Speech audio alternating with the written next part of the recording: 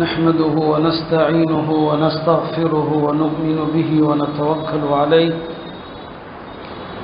ونعوذ بالله من شرور أنفسنا ومن سيئات أعمالنا من يهد الله فلا مضل له ومن يضلل فلا هادي له أشهد أن لا إله إلا الله وحده لا شريك له وأشهد أن سيدنا ونبينا ومولانا محمدا عبده ورسوله أرسله ربه بالحق بشيرا ونذيرا وداعيا إلى الله بإذنه وسراجا منيرا صلى الله تعالى عليه وعلى آله وصحبه وبارك وسلم تسليما كثيرا أما بعد فأعوذ بالله من الشيطان الرجيم وقولهم إنا قتلنا المسيح عيسى بن مريم رسول الله وما قتلوه وما صلبوه ولكن شبه لهم وإن الذين اختلفوا فيه لفي شك منه ما لهم به من علم إلا اتباع الظن وما قتلوه يقينا بل رفعه الله إليه وكان الله عزيزا حكيما وقال النبي صلى الله عليه وسلم الأنبياء كلهم إخوة لعلات وأنا أولى بعيسى بن مريم لأنه ليس بيني وبينه نبي أو كما قال صلى الله عليه وسلم கண்ணியம் மிகுந்த அல்லாஹ்வின் நல்லடியார்களே, இந்த டிசம்பர் மாதம் கிறிஸ்தவர்கள் உலகம் முழுவதும் டிசம்பர் 25ஆம் தேதி கிறிஸ்துமஸ் பண்டிகையாக கொண்டாடுகிறார்கள். அவர்களுடைய பார்வையிலே அது ஈசா அலைஹிஸ்ஸலாம் பிறந்த நாள் என்ற அடிப்படையில் இந்த கிறிஸ்துமஸ் பண்டிகையை கொண்டாடுறாங்க. நம்மில் சிலர் அறியாமையினாலோ அறிந்தோ இதை கொண்டாடும் விதமாக கிறிஸ்தவர்களுடைய சில அடையாளங்கள், கிறிஸ்துமஸ் மரத்தை பயன்படுத்துவது, ஸ்டாரை பயன்படுத்துவது, அல்லது கிறிஸ்துமஸ் தாத்தாவுடைய அந்த தோற்றத்தை பயன்படுத்துவது, இது போன்ற செயல்களை முஸ்லிம்கள் செய்கிறாங்க. இது சாதாரண ஒரு குற்றம் அல்ல, ஒரு பெரிய குற்றம் என்பதை நம்ம புரியணும். ஏன்னா இந்த பண்டிகை எதை உணர்த்துகிறது என்பதை உணர்ந்தால் நாம் அதன் பக்கம் ஏறெடுத்தும் பார்க்க மாட்டோம். இது எதை உணர்த்துது என்பதை நாம் புரியணும். அப்படியானால் கிறிஸ்தவத்தினுடைய உண்மை என்ன? குர்ஆன் அவர்களை பற்றி என்ன சொல்கிறது? குர்ஆன் அவர்களை நசாரா என்று அழைக்கிறது. நசாரா என்றால் என்ன? இது பற்றியெல்லாம் ஒரு சில விஷயங்களை நான் குறிப்பிட விரும்புகிறேன். அருமையானவர்களே, இந்த உலகத்தில் தோன்றிய எல்லா நபிமார்களுடைய மார்க்கத்திற்குமான பொது பெயர் இஸ்லாம். இஸ்லாம் என்பது முஹம்மது ஸல்லல்லாஹு அலைஹி வஸல்லம் அவர்கள் கொண்டு வந்த மார்க்கத்திற்கு மட்டுமல்ல, ஒவ்வொரு நபியும் உலகத்தில் அனுப்பப்பட்ட காலத்தில் அந்த நபியினுடைய மார்க்கம் எதுவரை இருக்குமோ அது வரைக்கும் அதற்கு பெயர் இஸ்லாம். அந்த நபியினுடைய காலம் வரைக்கும் அது இஸ்லாம். அன்றைக்கு அந்த நபியை பின்பற்றக்கூடியவர்கள் முஸ்லிம்கள். இதான் குர்ஆன் நமக்கு கற்றுத்தருகிறது. மூசா அலைஹிஸ்ஸலாம் அவர்களுடைய மார்க்கம் இருந்த காலத்தில் மூசா அலைஹிஸ்ஸலாமுடைய தீனுக்கு பெயர் இஸ்லாம். மூசா அலைஹிஸ்ஸலாமை பின்பற்றுவோருக்கு பெயர் முஸ்லிம்கள். இதான் அடிப்படை. குர்ஆனும் அதைத்தான் சொல்லும். இன்ன தீன இந்தல்லாஹில் இஸ்லாம். எல்லா காலத்திலும் அல்லாஹ்விடத்தில் அங்கீகரிக்கப்பட்ட மார்க்கம் இஸ்லாம். எல்லா நபிமார்களுமே அவர்கள் கொண்டு வந்த கொள்கை ஒன்றுதான். எல்லாருடைய கொள்கையும் ஒரே கொள்கை தான். அவங்களுடைய ஷரியத்துகள், அவங்களுடைய மார்க்க நடைமுறைகள் மாற்றமே தவிர எல்லா நபிமார்களுடைய கொள்கையும் ஒன்று என்று பெருமானார் ஸல்லல்லாஹு அலைஹி வஸல்லம் சொன்னாங்க. ஒரு ஹதீஸ்ல சொன்னாங்க, அம்பியாவு குல்லுஹும் இஹ்வத்துன். எல்லா நபிமார்களும் சகோதரர்கள். எல்லா நபிமார்களுடைய தந்தையும் ஒன்றுதான், ஆனால் அவர்களுடைய தாய்மார்கள் வேறு. தாய் என்பது ஷரியத்தை குறிக்கிறது. இந்த ஷரியத்தை தான் வேறே தவிர நபிமார்கள் கொண்டு வந்த அடிப்படையான கொள்கைகள் ஒன்றுதான். ஆதம் அலைஹிஸ்ஸலாமிலிருந்து பெருமானார் ஸல்லல்லாஹு அலைஹி வஸல்லம் அவர்கள் வரை எல்லா நபிமார்களும் ஒரே மார்க்கத்தை தான் கொண்டு வந்தாங்க. இதான் அடிப்படை. குர்ஆன் இஸ்லாத்தை தவிர, பெருமானாருடைய மார்க்கம் தவிர 2 மதத்தை பற்றி தான் குர்ஆன் பேசுகிறது. 2 மதம். ஒன்று யஹூத் என்று அழைக்கப்படுகிற யூத மதம், மற்றொன்று நசராக்கள் கிறிஸ்தவ மதத்தை பற்றி பேசுது. இந்த 2 தான் குர்ஆன் அதிகமாக பேசுகிறது. இந்த 2ஐ தவிர குர்ஆன் சுட்டி காட்டுகிற வேறு 2 மதங்களும் இருக்கிறது. ஒன்று மஜூஸ். அல்லாஹ் குர்ஆன்ல ஒரு சில ஆயத்துகள்ல அவர்களையும் சொல்றான், மஜூஸ் என்று சொல்றான். அவர்கள் பாரசீகத்திலே நெருப்பை வணங்கி வந்த ஒரு கூட்டம். இன்னொரு கூட்டம் சாயிபீன்கள் என்று அல்லாஹ் சொல்றான். இந்த சாயிபீன்கள் யாரு? குர்ஆன் விரிவுரையாளர்களிடையே பலவிதமான கருத்துக்கள் இருக்கிறது. சாயிபீன் என்று யாரை குறிக்கிறது? தஃசீர்கள்ல இந்த சாயிபீன்களுக்கு சொல்லப்பட்ட விளக்கங்களை பார்க்கும்போது அது இந்துக்கள் சொல்லக்கூடிய மனு தர்மத்தை குறிப்பதாக இருக்கலாம். 100% குர்ஆன்ல அல்லாஹ் சொன்னதை இதுதான் அடிச்சு சொல்ல முடியாது, சொல்லக்கூடாது. நம்முடைய கருத்தை வச்சு குர்ஆன்ல திணிக்க கூடாது. அல்லாஹ் சொல்றான் சாயிபீன் என்று ஒரு மதத்தை சொல்றான், ஒரு மதத்தை பின்பற்றக்கூடியவர்களுக்கு அல்லாஹ் சொல்றான். அந்த சாயிபீன்கள் யாரு, எந்த காலத்தில் வாழ்ந்தவர்கள் என்பதுல பல கருத்து இருக்குது. அந்த அடையாளங்களை எல்லாம் பார்க்கும்போது இந்த பிராமணர்கள் அவர்களும் சில வேதங்களை நம்புறாங்க. அவர்களுடைய சில அடிப்படைகளும் சாயிபீன்களுடைய அடிப்படையும் ஒன்னா இருக்குது. அப்படியானா குர்ஆன்ல இந்து மதமும் இருக்குது என்று உறுதியாக இல்லை, சொல்லலாம். ஆக குர்ஆன்ல சொல்லப்பட்ட மதங்கள் நம்முடைய மார்க்கம் இஸ்லாம், வேதக்காரர்களான யூத கிறிஸ்தவர்கள், பிறகு மஜூசிகள், பிறகு சாபியீன்கள். இந்த 5 தான் குர்ஆன்ல சொல்லப்படுது. உலகம் முழுவதும் உள்ள மதங்களை ஆய்வு செய்யக்கூடிய எல்லாருமே மதங்களை 2 வகையா பிரிச்சிடறாங்க. இந்த 2 வகைக்குள்ளதான் மதங்கள். ஒன்று ஆபிரஹாமிய மதங்கள். ஆபிரஹாமிய மதங்கள் என்று சொன்னால் இப்ராஹிம் அலைஹிஸ்ஸலாமிலிருந்து பிரிந்து வருகிற மதங்கள். அது 3 தான். கிறிஸ்தவர்கள், யூதர்கள், முஸ்லிம்களாகிய நாம். இந்த 3 மதங்களுடைய அடிப்படை கோட்பாடுல கிட்டத்தட்ட ஒற்றுமை இருக்குது. எல்லாருமே ஆதம் அலைஹிஸ்ஸலாமிலிருந்து மனித இனம் பெருகியதாக நம்புறோம். எல்லாரும் 3 மதங்களுமே நபிமார்களுடைய வருகையை நம்புறோம். 3 மதங்களும் மறுமை என்று ஒன்று இருக்கிறது, சொர்க்கம் நரகம் என்று ஒன்று இருக்கிறது, விசாரணை நாள் என்று ஒன்று இருக்கிறது. இதையெல்லாம் கிறிஸ்தவர்களும் நம்புறாங்க, யூதர்களும் நம்புறாங்க, நாமும் நம்புறோம்.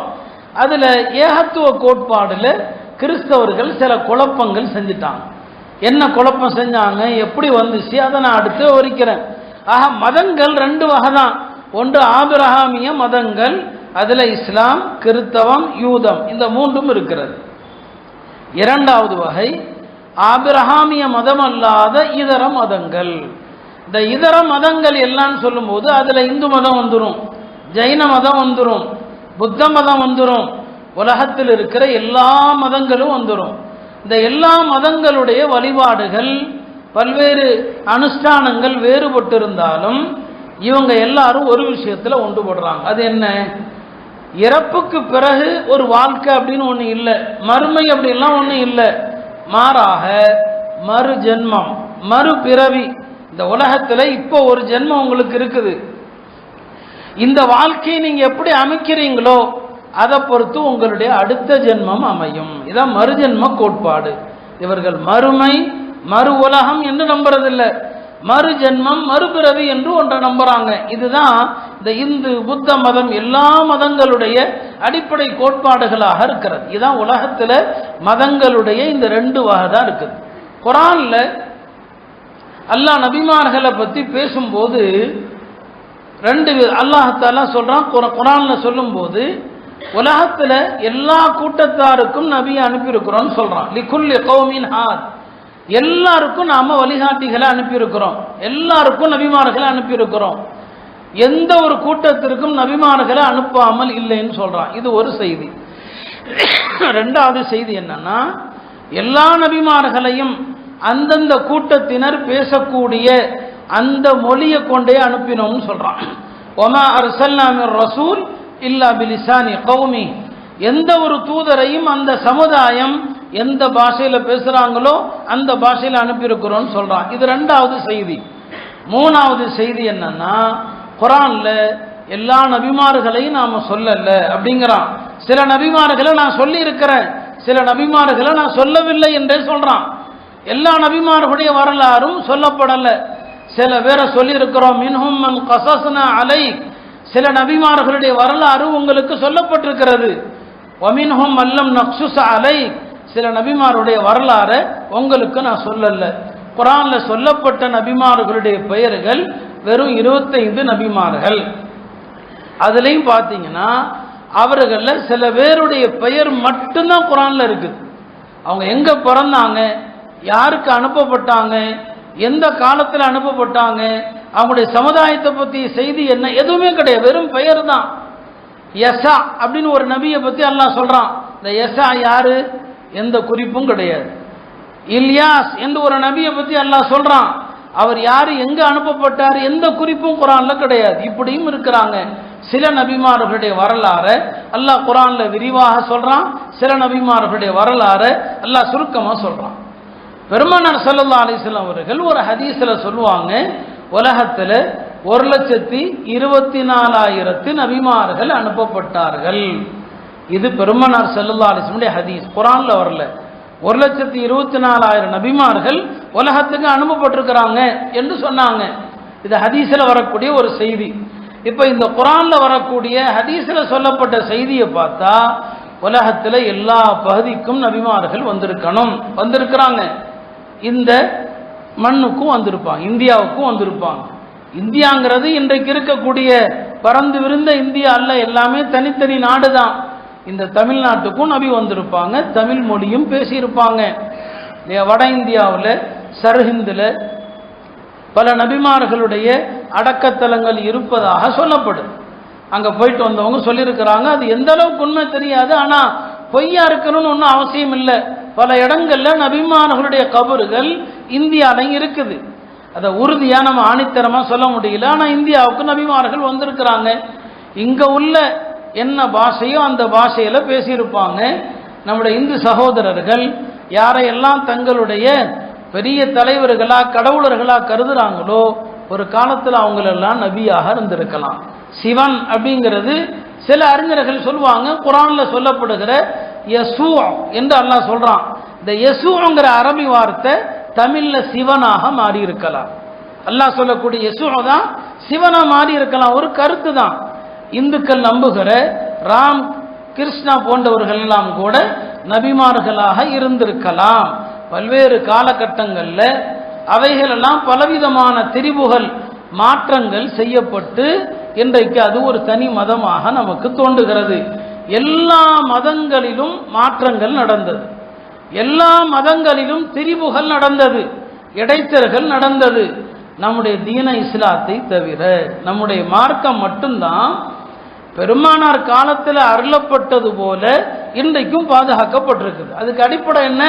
அருளப்பட்ட வேதம் குர்ஆன் அப்படி இருக்குது. அதற்கு விளக்கமான பெருமானாருடைய ஹதீஸுகள், அதில் இடைத்தரகள் பண்றதுக்கு எத்தனையோ முயற்சிகள் உலமாக்கள் அதை தூய வடிவில் பாதுகாத்தாங்க. இன்றைக்கும் ஆதாரபூர்வமான ஹதீஸுகள் நமக்கு முன்னால் அப்படியே இருக்குது. மூன்றாவது, குர்ஆன் ஹதீஸிலிருந்து எடுக்கப்பட்ட ஃபிக்ஹ் சட்டங்கள், அது உலமாக்கள் தொகுத்தாங்க, இன்றைக்கு வரைக்கும் இருக்குது. இந்த மூன்றின் காரணமா இஸ்லாத்தில் இடைத்தரகளுக்கு வழி இல்லை. மற்ற எல்லா மதங்களும் இடைத்தரகள் செய்யப்பட்டது. அந்த அடிப்படையில் அருமையானவர்களே, குர்ஆன்ல அல்லாஹ் பெரும்பாலும் எந்த நபிமார்களை பற்றி பேசுகிறான்? மத்திய கிழக்கு, இன்றைய ஷாமாக இருக்கட்டும், பலஸ்தீனாக இருக்கட்டும், சவுதி அரேபியாவாக இருக்கட்டும், இந்த மத்திய கிழக்குன்னு சொல்லப்படுகிற இந்த பகுதியில் அனுப்பப்பட்ட நபிமார்களை பற்றி தான் குர்ஆன் அதிகமாக பேசுது. இவங்களை பற்றி தான் குர்ஆன் அதிகமாக சொல்லுது. அதனால தான் இப்பயும் நம்மெல்லாம் ஜியாரா என்று போகிறோம். அந்த ஜியாரா போகிற நாடுகள் எல்லாமே என்ன? மத்திய கிழக்கு நாடுகள். ஏன்னா அங்கே தான் பல நபிமார்கள் வந்தாங்க. பல நபிமார்களுடைய சமுதாயங்கள் அழிக்கப்பட்ட ஊர்கள் அங்கே தான் இருக்குது. அதனால தான் அந்த பகுதியை பார்ப்பதற்காக ஜியாரத்துக்காக போகிறோம். இந்த மத்திய கிழக்கில் உள்ள நபிமார்களை தான் குர்ஆன் பேசுது. அப்படியானால் இந்தியாவிலே நபிமார்கள் வந்திருக்கிறாங்களே, அதை பற்றி அல்லாஹ் குர்ஆன்ல விரிவாக சொல்லலை. அதுக்காண்டி என்ன அர்த்தம் அல்ல?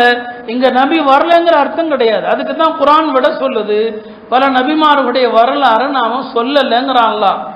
பல நபிமார்களுடைய வரலாறு நாம குறிப்பிடல இல்லையா?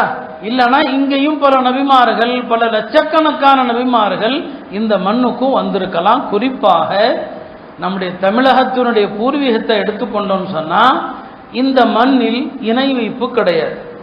இந்த தமிழகத்தினுடைய கலாச்சாரத்தில் பல தெய்வ கோட்பாடு கிடையாது. தமிழ்நாட்டில் பல்வேறு இடங்கள்ல ஆய்வுகள் செஞ்சாங்க.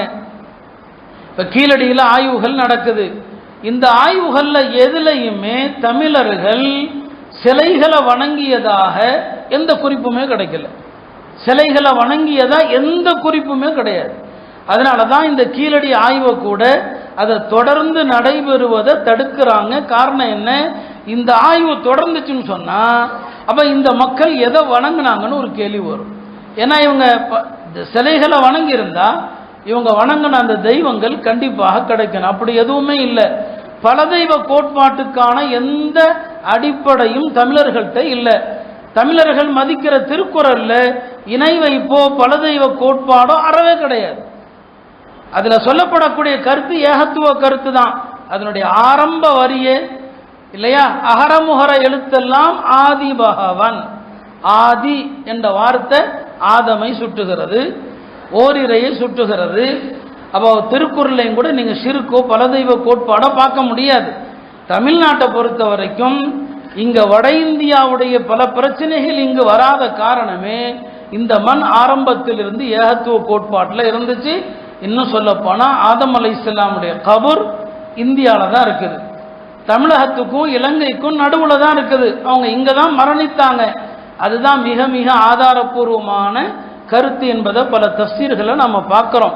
அருமையானவர்களே, நாம் சொல்ல வந்தது இப்படி மதங்கள் எல்லா நபிமார்களும் இஸ்லாம் என்கிற ஓரிரை கோட்பாடு, நபித்துவ கோட்பாடு, மறுமை கோட்பாடு, இதான் எல்லா நபிமார்களும் போதிச்சாங்க. எல்லா நபிமார்களும் போதித்தது என்ன என்று சுருக்கமாக கேட்கப்பட்டா இந்த மூன்று தான்: ஓரிரை, மறுமை, நபித்துவம். இந்த மூன்று தான் எல்லா நபிமார்கள்ட்டையும் அது இருந்துச்சு. காலப்போக்கில் எல்லாம் மாறிடுச்சு. இப்போ அடிப்படைக்கு வருவோம். இந்த மத்திய கிழக்கில் இப்ராஹிம் அலைஹிஸ்ஸலாம் அவர்களிலிருந்து தான் பல நபிமார்கள் வர்றாங்க. அதில் பனு இஸ்ரவேலர்கள், பனு இஸ்ராயல்கள்லாம் யாரு? நான் விரிவாக பல முறை தராவியில் ரமதானுடைய பயான்களில் சொல்லியிருக்கிறேன். யாக்கூப் அலைஹிஸ்ஸலாமுடைய பெயர் தான் இஸ்ராயில். இஸ்ராயில் சொன்னால் அல்லாஹ்வுடைய அடிமை. அரபியில் அப்துல்லான்னு சொன்னால் என்ன அர்த்தமோ அதுதான் இஸ்ராயிலுக்கு அர்த்தம். யாக்கூப் அலைஹிஸ்ஸலாமுக்கு ஒரு பெயர் தான், பட்ட பெயர் தான் இஸ்ராயில். அவருடைய வழித்தோன்றல்கள் பனு இஸ்ராயில் என்று அறியப்படுறாங்க. இவர்கள ஏராளமான நபிமார்கள் வர்றாங்க. அல்லாஹ் அவங்கள நிறைய நபிமார்கள் அனுப்புறான். அதுல ஒருத்தவங்க மூசா அலைஹிஸ்ஸலாம். மூசா அலைஹிஸ்ஸலாம் 5 பிரசித்தி பெற்ற நபிமார்கள். குர்ஆன் அவர்களை உலுல் அஸ்மி என்று சொல்லுகிறது. அந்த உலுல் அஸ்மி என்று சொல்லப்படுகிற உறுதிமிக்க நபிமார்கள் நூஹ் அலைஹிஸ்ஸலாம், இப்ராஹிம் அலைஹிஸ்ஸலாம், மூசா அலைஹிஸ்ஸலாம், ஈசா அலைஹிஸ்ஸலாம், முஹம்மது ஸல்லல்லாஹு அலைஹி வஸல்லம் அவர்கள். இந்த 5 நபிமார்கள். இதெல்லாம் குர்ஆன் சொல்லக்கூடிய செய்திகள். இதெல்லாம் நாம் அறிந்து வைத்திருக்கணும். மூசா அலைஹிஸ்ஸலாம் அவங்களுக்கு அல்லாஹ் தௌராத்தை கொடுக்குறான். அவங்களுடைய சம்பவம் தான் குர்ஆன்ல ஏராளமான இடங்கள்ல இருக்குது. தௌராத்தில் எண்ணிலடங்காத சட்டத்திட்டங்கள் இருக்குது. மூசா அலைஹிஸ்ஸலாமுக்கு பிறகு அவங்க இறந்துடுறாங்க. அடுத்து அல்லாஹ் நபிமார்களை அனுப்பிக்கிட்டே இருக்கிறான். அவங்க எல்லாரும் தௌராத்தை பின்பற்ற சொல்றாங்க. பின்னால பல நபிமார்கள் வந்தாலும் தனி மார்க்கம் கிடையாது, அவர்களுக்கு தனி சட்டத்திட்டம் கிடையாது. தௌராத்தில் என்ன இருக்குதோ அதை சொல்லி மக்களை பின்பற்ற வைப்பாங்க. வழிகேடர்களான பனு இஸ்ராயல்கள் நபிமார்களை கொல்லுவாங்க, நிறைய அநியாயங்கள் பண்ணாங்க. இப்படியே வந்து கொண்டிருக்கிறது. இந்த யூதர்கள், நான் சொன்ன பனு இஸ்ராயல்களுக்கு இன்னொரு பெயர் தான் யூதர்கள். ஏன்னா அவர்கள் யஹூதா என்ற வழித்தோன்றல்ல வர்றாங்க. யஹூதான்னு ஒருத்தர் இருந்தார், அவருடைய வழித்தோன்றல்ல வர்றதுனால அவங்களுக்கு பேரு யூதர்கள். இதெல்லாம் அரபி வார்த்தை, நம்ம தமிழ்ல யூதருங்கிறோம். அப்படியே வர்றாங்க. இந்த யூதர்கள் பலவிதமான தவறுகள் செய்கிறாங்க. இந்த நிலையில தான் அல்லாஹ் ஈசா அலைஹிஸ்ஸலாம் அனுப்புறான். ஈசா அலைஹிஸ்ஸலாம் வரக்கூடிய நேரத்தில் யூதர்கள் 2 பிரிவாக இருக்கிறாங்க. அதுல ஒரு பிரிவு யாருன்னா அவங்க சாதுக்களாக இருக்கிறாங்க, அவங்க துறவிகளாக இருக்கிறாங்க, அவங்க மக்களிடத்துல ரொம்ப அன்பானவர்களா இருக்கிறாங்க, அவங்களுக்கு உலகத்தின் மீது ஆசைகள் கிடையாது, மடங்கள்ல உட்கார்ந்து வழிபடுவது, இது மட்டும்தான் அவங்களுக்கு தெரிஞ்சது. அந்த கூட்டத்திலிருந்து தான் அல்லாஹ் தஆலா ஈசா அலைஹிஸ்ஸலாம் அனுப்புறான். குர்ஆன்ல பல நபிமார்களுடைய வரலாறுகள் சொல்லப்பட்டிருந்தாலும் ஈசா அலைஹிஸ்ஸலாமுடைய வரலாறுக்கு மட்டும்தான் ஒரு தனி சிறப்பு குர்ஆன்ல இருக்கு. ஒன்று என்னன்னா, ஈசா அலைஹிஸ்ஸலாமை பற்றி மட்டும்தான் அல்லாஹ் எந்த அளவுக்கு விரிவாக பேசுவான்னு சொன்னா, ஈசா அலைஹிஸ்ஸலாமுடைய பிறப்பு குறித்து அல்லாஹ் பேசுவான். ஈசா அலைஹிஸ்ஸலாமுடைய தாயாரை பற்றி அல்லாஹ் பேசுவான். ஈசா அலைஹிஸ்ஸலாமுடைய பாட்டனாரை பற்றி அல்லாஹ் பேசுறான். ஈசா அலைஹிஸ்ஸலாமுடைய குடும்பத்தை பற்றி அல்லாஹ் பேசுறான். குர்ஆன்ல 2 சூறாக்கள் ஈசா அலைஹிஸ்ஸலாமுடைய குடும்பத்தை பற்றி மட்டுமே வருகிறது. ஒன்று ஆலு இம்ரான், இன்னொன்று சூரா மரியம். ஆலு இம்ரான் இல்லையா, இன்னொன்று சூரா மரியம். இந்த 2லையுமே நபி ஈசாவுடைய குடும்பத்தை பற்றி மட்டுமே பேசப்படுது. இம்ரான் அப்படிங்கிறவங்க வரலாற்றில் 2 பேர் இருந்தாங்க. மூசா அலைஹிஸ்ஸலாமுடைய தந்தையார் பெயரும் இம்ரான் தான். அதே போல தான் மரியம் அலைஹிஸ்ஸலாமுடைய மரியமுடைய தந்தை பெயரும் இம்ரான். ஈசா அலைஹிஸ்ஸலாமுக்கு அவங்க பாட்டனார் ஆகிறாங்க. மரியம் அலைஹிஸ்ஸலாமுடைய தந்தை பெயர். ஆக குர்ஆன்ல அவங்களுடைய வரலாறு அல்லாஹ் அந்த அளவுக்கு விரிவாக பேசுகிறான். பெருமானார் ஸல்லல்லாஹு அலைஹி வஸல்லம் அவர்களும் சொல்லுவாங்க, ஈசா அலைஹிஸ்ஸலாமுக்கு மற்றவங்களை விட நான் தான் ரொம்ப நெருக்கமானவன், எனக்கும் அவங்களுக்கும் நடுவில் வேற நபி கிடையாதுன்னு சொல்லி பெருமானார் ஸல்லல்லாஹு அலைஹி வஸல்லம் அவர்கள் மேராஜுக்கு, அதாவது மக்காவிலிருந்து பைத்துல் முகத்தஸ் அழைத்து செல்லப்படுகிற நேரத்தில் ஜிப்ரீல் அலைஹிஸ்ஸலாம் ஒரு இடத்துல இறங்கி இங்கே 2 ரக்காத் தொழுங்கன்னு சொல்லுவாங்க. பெருமானாரும் தொழுது முடிச்சிருவாங்க. தொழுது முடித்த பின் ஜிப்ரீல் அலைஹிஸ்ஸலாம் பெருமானார்ட்ட கேட்பாங்க, இங்கு எதனால உங்களுக்கு தொழுமாறு சொல்லப்பட்டதுன்னு தெரியுமான்னு கேட்பாங்க. இல்லையே தெரியாது, நீங்கள் சொன்னீங்க தொழுதேன். சொல்லுவாங்க, இங்கே தான் ஈசா அலைஹிஸ்ஸலாம் பிறந்தாங்க. இந்த இடம் எந்த இடம் தெரியுமா? இந்த இடத்துக்கு பேர் தான் பைத்துல் அஹம். பைத்துல் அஹம்ங்கிறத இன்றைக்கு பெத்லஹேம் என்று சொல்வார்கள். அது அரபியில பைத்துல் அஹம். இது ஈசா அலைஹிஸ்ஸலாம் பிறந்த இடம். இந்த இடத்துக்கு பேர் பைத்துல் அஹம். அது இன்றைக்கு ஜெருசலத்திலிருந்து, மஸ்ஜித் அக்ஸா இருக்கிற ஜெருசலத்திலிருந்து சுமார் 9 மைல் தூரத்தில் இருக்குது. நாங்கள் 2022 ஜியாரா போயிருந்த போது இந்த பெத்லஹேம்ங்கிற ஊரில் தான் தங்கியிருந்தோம். அங்கிருந்து தான் அக்ஸாவுக்கு தொழுகிறதுக்கு போகணும். இந்த பெத்லஹேமுக்கு இன்னைக்கும் கிறிஸ்தவர்கள் வர்றாங்க. அங்கே ஒரு சர்ச் இருக்குது, ஒரு ஆலயம் இருக்குது. ஈசா அலைஹிஸ்ஸலாம் பிறந்ததாக சொல்லப்படுகிற இடத்துக்கு அவங்க நிறைய என்ன செய்கிறாங்க, வர்றாங்க. இப்போ நான் சொல்ல வந்தது, பெருமானார் ஸல்லல்லாஹு அலைஹி வஸல்லம் அவர்கள் ஈசா அலைஹிஸ்ஸலாம் பிறந்த இடத்துல 2 ரக்காத் என்ன செஞ்சாங்க, தொழுதாங்க. அப்போ ஈசா அலைஹிஸ்ஸலாமை பற்றி கிறிஸ்தவர்களை விட நாம தான் அவங்கள ரொம்ப பேசுவதற்கு, பெருமைப்படுவதற்கு மிக மிக தகுதியானவர்கள். இப்போ குர்ஆன் ஹதீஸில் அவர்களை பற்றி அல்லாஹ் நிறைய விஷயங்களை நமக்கு என்ன செய்கிறான்னு சொல்லி தர்றான். அதில் இந்த பனு இஸ்ராயீல்கள் இவ்வளவு தவறுகள், பலவிதமான மார்க்கத்தை மீறி நடந்து கொண்டிருக்கிற ஒரு காலகட்டத்தில் அல்லாஹ் உலகத்துக்கு ஈசா அலைஹிஸ்ஸலாமை அனுப்பணும் என்று நாடுறான். அப்படி நாடுகிற போது எல்லா நபிமார்களும் ஒரு தாய் தந்தையருக்கு பிறந்தாங்க இல்லையா? இயல்பாக கணவன் மனைவியாக வாழ்ந்து கற்பமுற்று எல்லா குழந்தைகளும் உலகத்தில் எப்படி பிறக்கிறதோ அப்படிதான் எல்லாருமே பிறந்தாங்க. ஆனால் ஈசா அலைஹிஸ்ஸலாமுடைய விஷயத்தில் அல்லாஹுடைய முடிவு வேறு விதமாக இருந்தது. அவர்களுடைய பிறப்பு ஒரு அதிசயமாக இருக்க வேண்டும். வலினஜஅலஹு ஆயத்தல் லின்னாஸ், குர்ஆனும் அப்படித்தான் சொல்லும். உங்களை ஒரு அத்தாட்சியாக ஆக்க அல்லாஹ் நாடினான். அவங்கள அல்லாஹ் இயற்கையாக எல்லா குழந்தைகளும் பிறக்கிற மாதிரி பிறக்கணும்னு விரும்பல, ஒரு அதிசய குழந்தையா பிறக்கணும்னு விரும்பினான். ஈசா அலைஹிஸ்ஸலாமுடைய தாயார் மரியம். மரியம் யாரு? இம்ரானுடைய மகள். கொஞ்சம் முன்னால சொன்னோம் இல்லையா? இம்ரானுடைய மனைவி யாரு? ஹன்னா. இம்ரான் ஹன்னா தம்பதியருக்கு குழந்தை இல்லை. குழந்தை இல்லாத ஹன்னா அவர்கள் அல்லாஹ்ட்ட நேர்ச்சி செய்கிறாங்க, எல்லாம் எனக்கு குழந்தை இல்லை, எனக்கு ஒரு குழந்தையை கொடுத்தா அந்த குழந்தைய தந்ததற்கு நன்றி கடனாக அந்த குழந்தையை நான் வளர்த்து ஆளாக்காம, அந்த குழந்தை என்னோடு இருந்து எனக்கு பணிவிடை செய்யாம பைத்துல் முகத்தஸுக்கு நேர்ச்சி செஞ்சிடறேன், பைத்துல் முகத்தஸ்லே விட்டுறேன்னு சொல்லி அந்த அம்மா நேர்ச்சி பண்ணுது. நேர்ச்சி பண்ணும்போது அந்த அம்மா மனசுல இருந்தது என்ன? அல்லாஹ் ஆண் குழந்தையை கொடுக்க போறான், ஆண் குழந்தைய தான் பள்ளிவாசல்ல வைக்க முடியும், ஆண் குழந்தைய பள்ளிவாசலுக்கு நேர்ச்சி செய்யறாங்க. நேர்ச்சி பண்ணிடுச்சு. ஆனா குழந்தை பிறந்தது பெண் குழந்தை.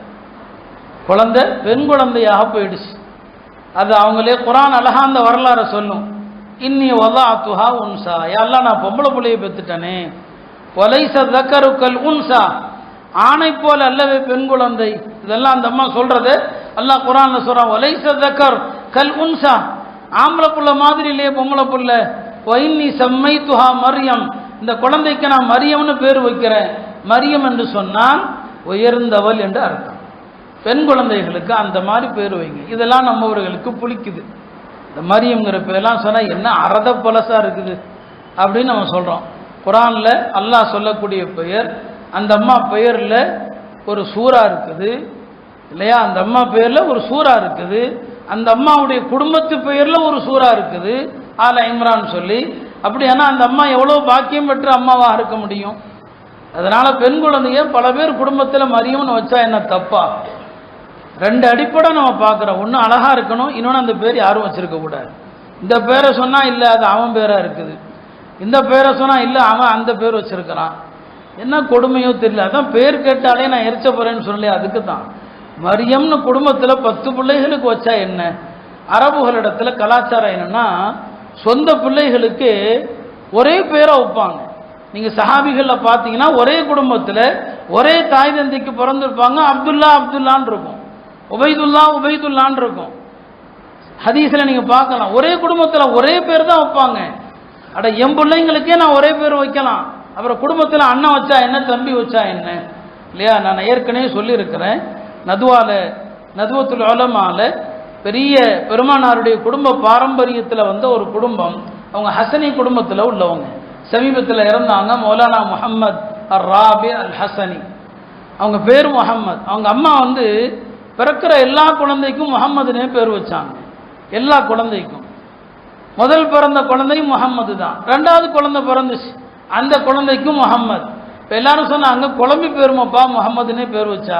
சரி, முஹம்மது ஸ்தானி, அரபியில் சானினா ரெண்டுன்னு அர்த்தம், ரெண்டாவது முஹம்மது.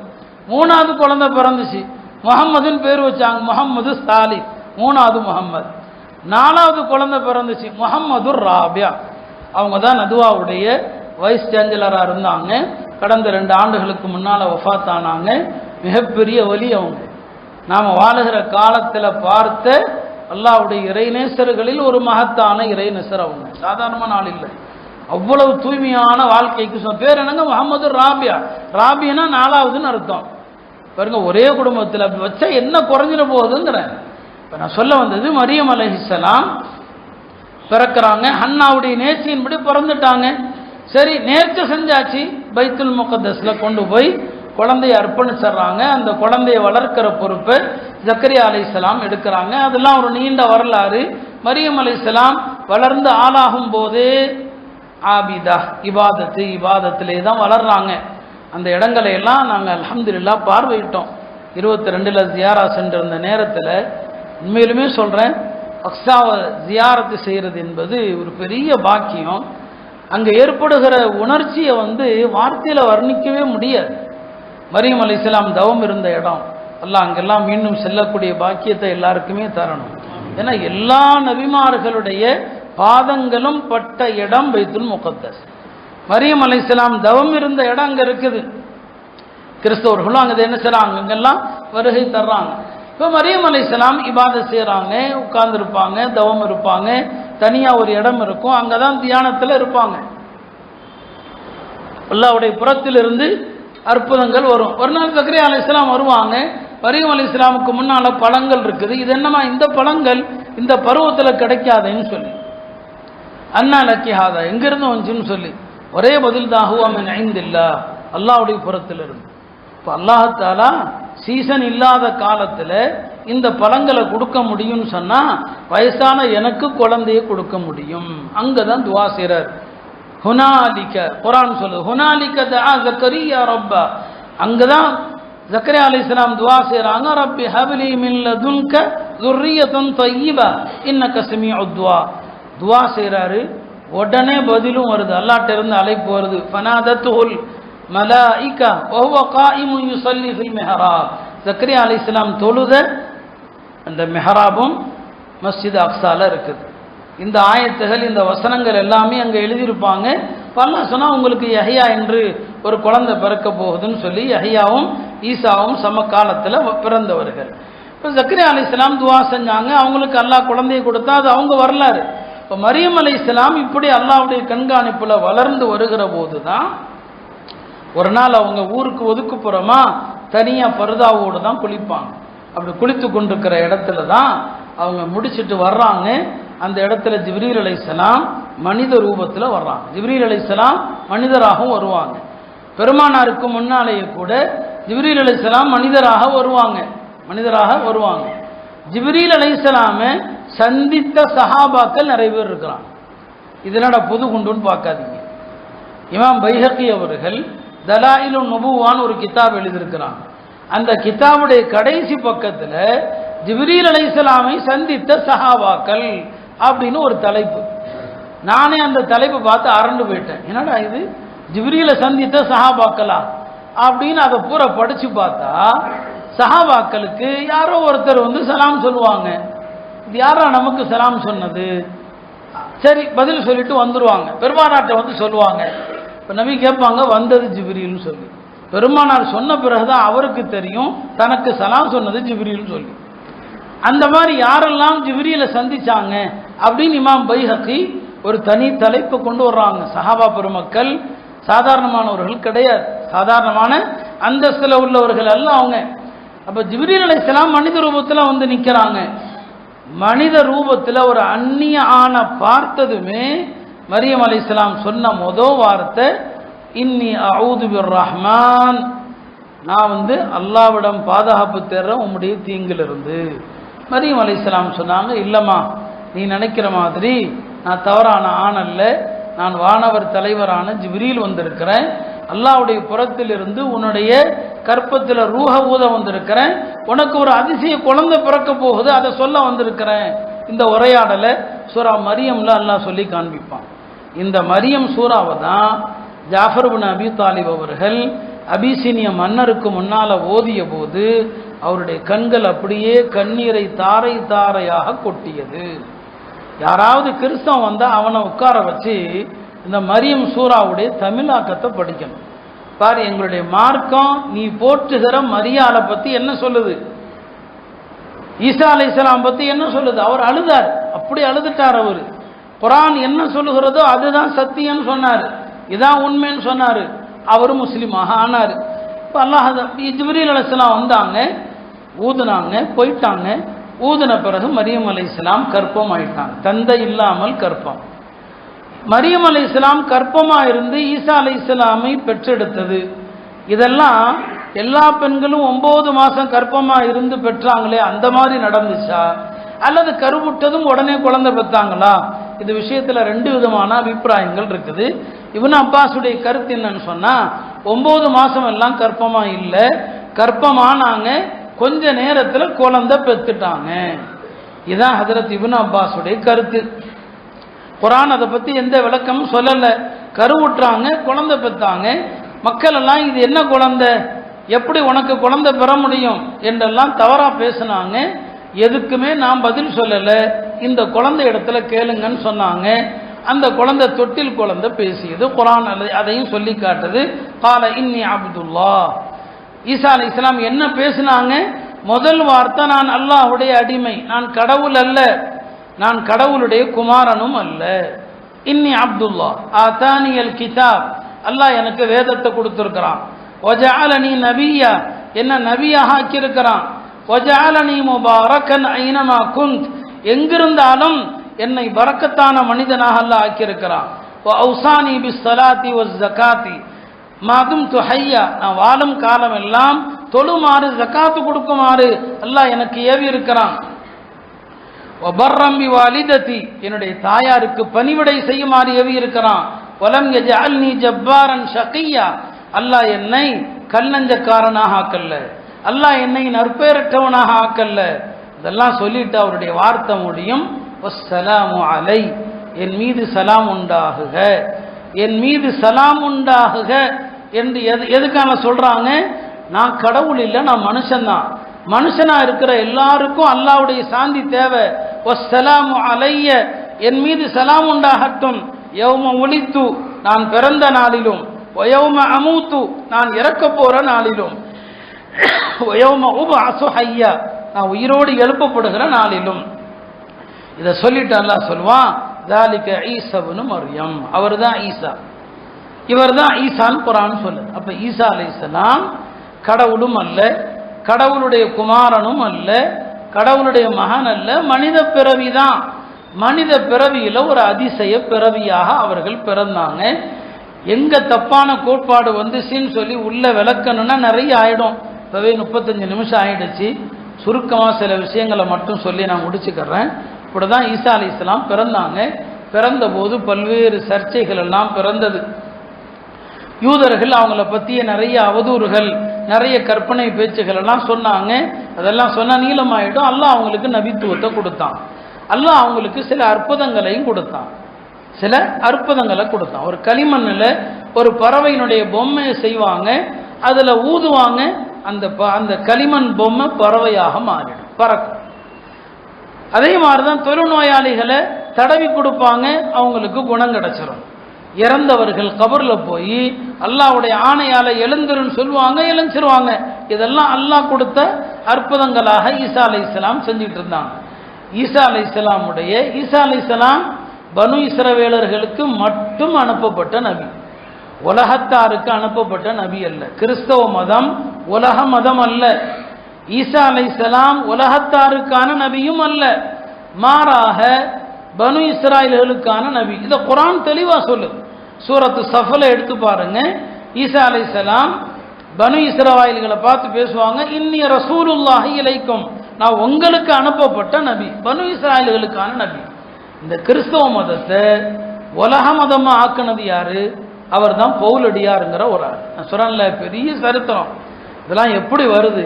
கிறிஸ்தவர்கள் எங்க மாத்துறாங்க? இந்த திருத்துவ கோட்பாடு எங்கிருந்து வருது? கிறிஸ்துமஸ் எப்போ வருது? இதெல்லாம் பல மணி நேரம் பேச வேண்டிய நேரம். நான் சுருக்கமாக தான் சொல்றேன். அது உலக மதம் அல்ல, பனு இஸ்ராயல்களுக்கு தான் அவங்க நபி. அவங்க எந்த சட்டத்தையும் மாத்தல. தௌராத்துல உள்ள எல்லா சட்டமும் அப்படிதான் இருக்குது. இஞ்சில் அப்படிங்கிறது வெறுமனே உபதேசங்கள், வெறுமனே அறிவுரைகள், அதுல சட்டத்திட்டங்கள் கிடையாது. எல்லாம் தௌராத்தில் இருக்கிறதா. அப்படியே பனு இஸ்ராயல்கள் என்னென்ன மாற்றங்கள் செஞ்சாங்களோ அதையெல்லாம் திருத்தி உண்மையா தௌராத்தை பின்பற்ற வைக்கிறதுக்காக பனு இஸ்ரவேலர்களுக்கு அனுப்பப்பட்ட நபி தான் ஈசா அலைஹிஸ்ஸலாம். ஆனா பனு இஸ்ராயல்கள் சில பேர் ஏத்துக்கிட்டாங்க, சில பேர் ஏத்துக்கல்ல. இந்த நிலையில அவங்களுடைய 33வது வயதுல யூதர்கள் எப்படியாவது இவரை கொல்லணும்னு சொல்லி முற்படுறாங்க. அன்னைக்கு இருந்த அரசாங்கம் யூத அரசாங்கமும் அல்ல, கிறிஸ்தவ அரசாங்கமும் அல்ல. அன்னைக்கு கிரேக்கர்கள் ஷாம ஆட்சி செஞ்சாங்க. ஷாமுடைய தலைநகர் தான் திமிஷ், இன்றைய டமாஸ்கஸ்ன்னு சொல்றோமே. அங்க யூதர்கள் அந்த டமாஸ்கஸுக்கு போய் அங்குள்ள கிரேக்க மன்னனிடத்துல பைத்துல் முகத்தஸ்ல இயேசுன்னு ஒருத்தர் இருக்கிறார், அவருடைய பாஷையில யெசூ ஈசான்னு ஒருத்தர் இருக்கிறார். அவர் உங்க ஆட்சிக்கு எதிராக மக்களை திசை திருப்புறார், இப்ப சொல்றாங்களே தீவிரவாதின்னு சொல்லி அந்த மாதிரி சொல்லி கொடுக்குறாங்க. உடனே அந்த மன்னன் பைத்துல் முகத்தஸ்ல இருக்கிற தன்னுடைய அதிகாரிக்கு உத்தரவிடுறான், அந்த ஈசாவை பிடிச்சி தூக்கில் ஏத்துங்கன்னு சொல்றான். ஈசா அலைஹிஸ்ஸலாமுக்கு அல்லாஹ்வுடைய புறத்திலிருந்து இந்த தகவல் வருது, உங்களை கொல்றதுக்கு உங்களை தூக்கில் ஏற்ற போறாங்க. ஆனா அவங்களால அப்படி செய்ய முடியாது. இன்னி ராஃபிஉக இலை, குர்ஆன்ல வருது, உங்களை என் பக்கமாக உயர்த்த போகிறேன்னு சொல்லி.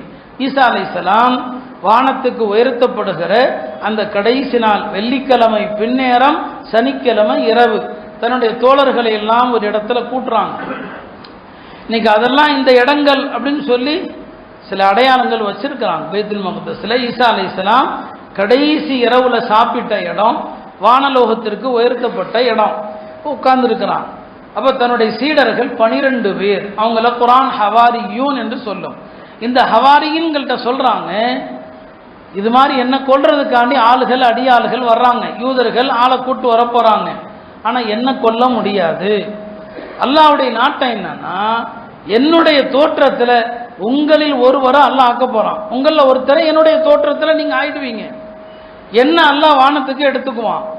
என் தோற்றத்துல யார் இருக்கிறாரோ அவரை ஈசா நினைச்சு அவர்கள் கொல்ல போறாங்க. இனி உங்கள என் தோற்றத்தை தேர்ந்தெடுப்பதற்கு யார் தயாரு, இந்த தியாகத்துக்கு யார் தயாருன்னு கேட்கிறாங்க. அப்போ அந்த கூட்டத்தில் இருந்த யாருமே வாய் திறக்கல. ஒரே ஒரு பையன் சர்ஜிஸ், அந்த பையன் சொல்றான் நான் தயாருன்னு சொல்லி. அங்கிருந்த மற்றவங்கெல்லாம் உட்கார்ப்பா நீ சின்ன பையங்கிறாங்க. ஈசா அலைஹிஸ்ஸலாம் ரெண்டாவதோட கேட்குறாங்க, என் உருவத்தை தேர்ந்தெடுக்க யார் தயாருன்னு கேட்குறாங்க. ரெண்டாவது முறையும் அந்த பையன் தான் எஞ்சி நிற்கிறான். மூணாவது முறையும் அந்த பையன் தான் எஞ்சி நிற்கிறான். சொன்னாங்க, என்னுடைய தோற்றம் உனக்கு தரப்படும், உன்னை தான் கொல்லுவாங்க, உனக்கு அல்லாஹ்விடத்துல பெரிய அந்தஸ்துன்னு சொல்றாங்க. அந்த பையன் அப்படியே ஈசா அலைஹிஸ்ஸலாம் உருவத்துக்கு மாறிடுறான். ஈசா அலைஹிஸ்ஸலாமுக்கு ஒரு சிற்றுறக்கம் ஏற்படுது. இந்த மாடி இந்த ஒரு இருக்கு இல்லையா, இது அப்படியே ஓப்பன் ஆகுது. ஈசா அலைஹிஸ்ஸலாம் அப்படியே வானத்துக்கு உயர்த்தப்படுறாங்க. ஹவாரியன்கள் அப்படியே பார்த்துட்டு இருக்கிறாங்க. ஹவாரியன்கள் இந்த காட்சியை அப்படியே பார்க்குறாங்க. கொஞ்ச நேரத்தில் கதவு தட்டப்படுது. கதவை திறந்தா ஈசா அலைஹிஸ்ஸலாமை கொல்ல வந்தவர்கள் நிற்கிறாங்க. இங்க சர்ஜிஸ்ங்கிற வாலிபர் ஈசா அலைஹிஸ்ஸலாமுடைய தோற்றத்தில் இருக்கிறாங்க. ஒரு நிமிஷம் அவங்களுக்கும் குழப்பம், இது ஈசா தானா இல்லையான்னு சொல்லி. அல்லாஹ்வும் சொல்றான், மா கத்தலு, அவர்கள் ஈசாவை கொல்லவில்லை. ஒமா சலபு, ஈசா அலைஹிஸ்ஸலாமை தூக்கில் அறையவும் இல்லை. வலாக்கின் ஷுப்பிஹ லஹும், அவர்களுக்கு ஈசாவை போன்ற ஒரு தோற்றம் காண்பிக்கப்படுதுன்னு சொல்லி புலம்புறாங்க. கடைசியில் அந்த பையனையே ஈசா என்று எண்ணி கொன்னு அவரை போய் சிலுவையிலும் என்ன செய்யறாங்க, அறையிறாங்க. இதான் நடந்துச்சு. இதான் குர்ஆன் சொல்லக்கூடிய வரலாறு. இந்த நிகழ்ச்சிக்கு பிறகு ஈசா அலைஹிஸ்ஸலாமுடைய அந்த சீடர்கள் இருக்கிறாங்க இல்லையா, இத்தனை அற்புதத்தையும் பார்த்தவர்கள் 3 கோஷ்டியா பிரிஞ்சிடறாங்க. 3 கோஷ்டியா பிரிகிறாங்க. ஒரு கோஷ்டி என்ன சொல்லுதுன்னா, இத்தனை நாள் நம்மளோடு இருந்ததே அல்லாஹ் தான் இருந்தான், அல்லாஹ் தான் ஈசாவுடைய தோற்றத்துல இருந்தான், அல்லாஹ் மேல போயிட்டான்ட்டாங்க, அல்லாஹ் தான் சொல்லிட்டாங்க ஒரு கூட்டம். இன்னொரு கூட்டம் சொன்னாங்க, இல்ல இத்தனை நாள் நம்மோடு இருந்தது அல்லாஹ்வுடைய மகன், அல்லாஹ் தான் மகனை கூப்பிட்டுக்கிட்டான்னு சொல்லிட்டாங்க. 3வது கூட்டம் சொன்னாங்க, இல்ல நம்மோடு இருந்தது அல்லாஹ்வும் அல்ல, நம்மோடு இருந்தது அல்லாஹ்வுடைய மகனும் அல்ல, அல்லாஹ்வுடைய தூதர் தான் நம்மோடு இருந்தாங்க. அல்லாஹ்வுடைய தூதர், அல்லாஹ்வுடைய தூதர் அல்லாஹ் வானத்துக்கு கைப்பற்றினான். இவர்கள் தான் சத்திய கூட்டம். இந்த 3வது கூட்டம் எண்ணிக்கையில கம்மியா இருந்தாங்க. முதல்ல உள்ள 2 கூட்டம் எண்ணிக்கையில அதிகமா இருந்தாங்க. அந்த 2 கூட்டமும் மிகைத்து இந்த 3வது கூட்டத்தை கொண்டு வச்சு போட்டாங்க. அல்லாஹ் தான் அழகா குர்ஆன்ல சொல்லுவான். கொஞ்சம் ஈசா அலைஹிஸ்ஸலாம் பத்தி வர்றதையெல்லாம் படிச்சு பாருங்க. லக்கத் கஃபரல்லதீன காலு இன்னல்லாஹ சாலிசு ஸலாஸா, 3 கடவுளுங்கிற ஒரு கோட்பாட்டை கொண்டு வந்தான். அதான் திரித்துவ கோட்பாடு. அப்ப ஈசா அலைஹிஸ்ஸலாம் வானத்துக்கு உயர்த்தப்பட்ட அந்த நிகழ்வு அவர்களுக்கு ஏற்படுத்திய குழப்பத்தில் அவங்க அல்லாவா, அல்லாஹ்வுடைய மகனா அல்லது இறை தூதரா என்று குழம்பினான். இந்த குழப்பத்தில் அவங்க வானலோகத்துக்கு உயர்த்தப்பட்டாங்க. உண்மையான கிறிஸ்தவர்கள் கொஞ்சம் பேர் இருக்கிறாங்க. ஒரு ஹிஜ்ரி 70 வரைக்கும் உண்மையான கிறிஸ்தவம் இருக்கு. ஹிஜ்ரி 70 வரைக்கும். ஹிஜ்ரி 70ல் பவுல் என்று ஒருத்தர் வர்றார். இன்றைய கிறிஸ்தவர்கள் பவுலடியார் என்று சொல்லுவாங்க, சென்ட் பால்னு சொல்லுவாங்க. இந்த பவுல் தான் கிறிஸ்தவ மதத்தினுடைய அடிப்படைகளை பூரா சிதைக்கிறாரு. அந்த வரலாறுக்குள்ள போனா அது தனி வரலாறு, உள்ள பூரா சிதைச்சார். அவர் என்ன பண்றாருன்னா, கிறிஸ்தவங்கிறது குறிப்பிட்ட பனு இஸ்ராயல்களுக்கான மதம் அல்ல, எல்லாத்துக்கும் நான் கொண்டு போய் சேர்ப்பேன்னு சொல்லி அவர் தன்னுடைய சீடர்களை உருவாக்கி இந்த மதத்தை உலகம் பூரா கொண்டு போய் சேர்க்கிறது யாருன்னா இந்த பவுல் தான் கொண்டு போய் சேர்க்கிறார். அவர் தான் இதை உலக மதமாக்குறாரு. பின்னால இன்னும் நிறைய பெருமானாருக்கு பிறகு கிறிஸ்தவர்கள் என்னென்ன பண்றாங்கிறதுலாம் நீண்ட நடிக வரலாறு. அவர் இதை உலகம் பூரா என்ன செய்யறாரு, பரப்புறாரு. அப்படி பரப்பும் போது அவர் என்ன செய்யறாருன்னா, ஈசா கடவுளுடைய குமாரன், தேவகுமாரன், இந்த கோட்பாட்டை அவர் என்ன செய்யறாரு, பரப்புறார். பிறகு இந்த கடவுள் கோட்பாட்டில் கிறிஸ்தவர்கள் மறுபடி குழம்புறாங்க. ஈசா அலைஹிஸ்ஸலாம் யாரு? அப்ப இன்றைய துருக்கி இருக்கு இல்லையா, துருக்கியினுடைய தலைநகர் இஸ்தான்புல். அந்த இஸ்தான்புலை ஆட்சி செய்த கிறிஸ்தவ மன்னர், அவர் கிறிஸ்தவ பாதிரியார்களை எல்லாம் கூப்பிடுறார்.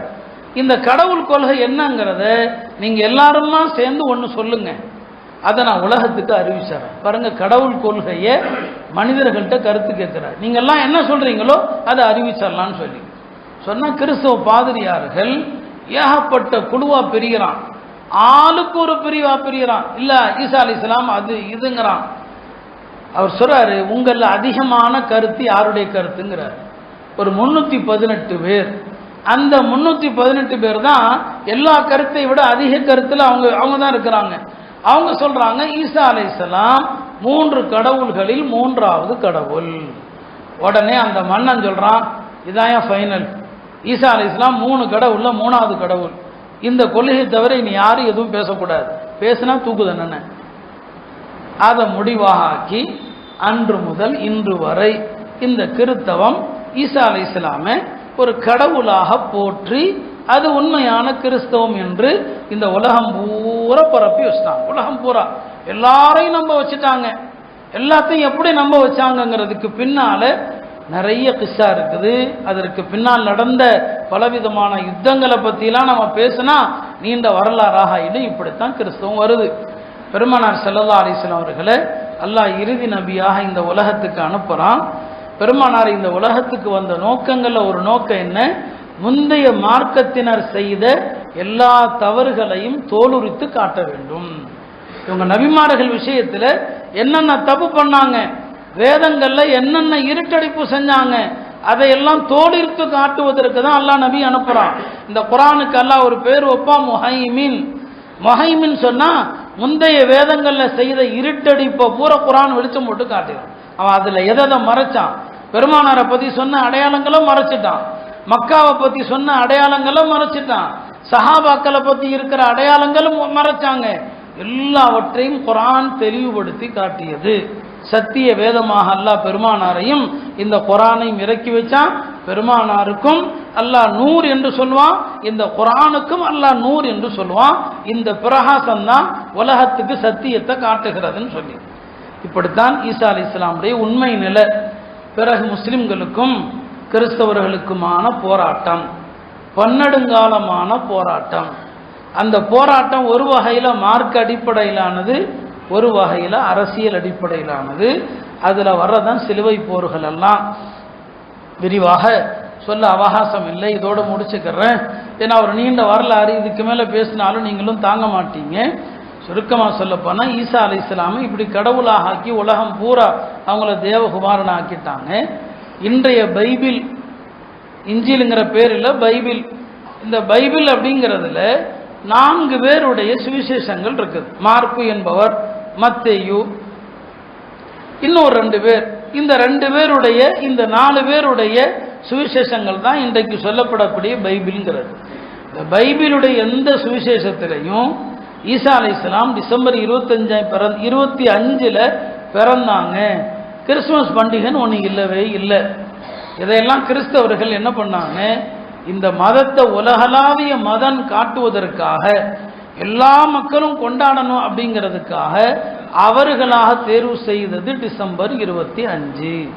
இல்லைன்னா டிசம்பர் 25 ஈசா அலைஹிஸ்ஸலாமுடைய பிறந்த நாள் கிடையாது. அதற்கு எந்த ஆதாரமும் அவங்கள்ட்ட இல்லை, எந்த ஆதாரமும் இல்லை. பெருமானாருடைய பிறப்பு இறப்பு மட்டும்தான் ஆதாரப்பூர்வமானது. வேற யாருடைய பிறப்பு இறப்புக்கு ஆதாரமே இல்லை. இதெல்லாம் அவங்களா உருவாக்கி உலகம் புற பரப்பிட்டாங்க. ஈசா அலைஹிஸ்ஸலாம் விஷயத்தில் கிறிஸ்தவர்களும் யூதர்களும் என்னென்ன செஞ்சாங்களோ அதையெல்லாம் கியாமத்துக்கு முன்னால உலக மக்களுக்கு வெளிச்சம் போட்டு காட்டுவதற்கு தான் கியாமத்துக்கு முன்னால ஈசா அலைஹிஸ்ஸலாம் வருவாங்க. பெருமானார் எல்லாத்தையும் சொன்னாங்க. திமிஷ்கில் ஒரு வெள்ளை மினாரா பள்ளி, அங்கே தான் ஈசா அலைஹிஸ்ஸலாம் இறங்குவாங்க.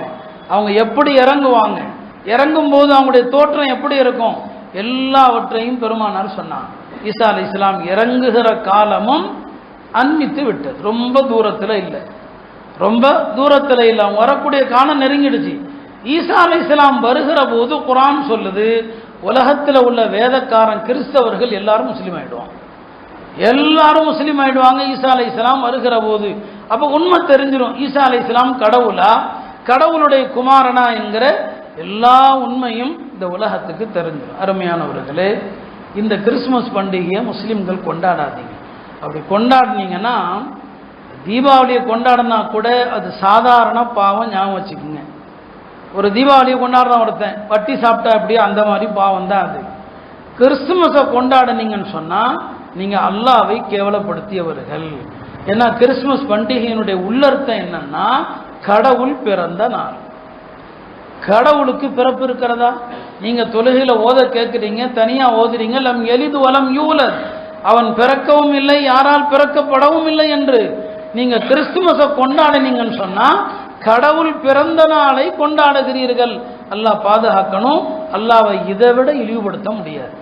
எனவே சின்ன குழந்தைகளுக்கு ஸ்டாரை கொடுக்கறது, கிறிஸ்மஸ் பொம்மையை கொடுக்கறது, கிறிஸ்மஸ் மரத்தை வாங்கிறது, இந்த செயலை செஞ்சா நீங்க காஃபிரா போயிடுவீங்க, பயந்துக்கு.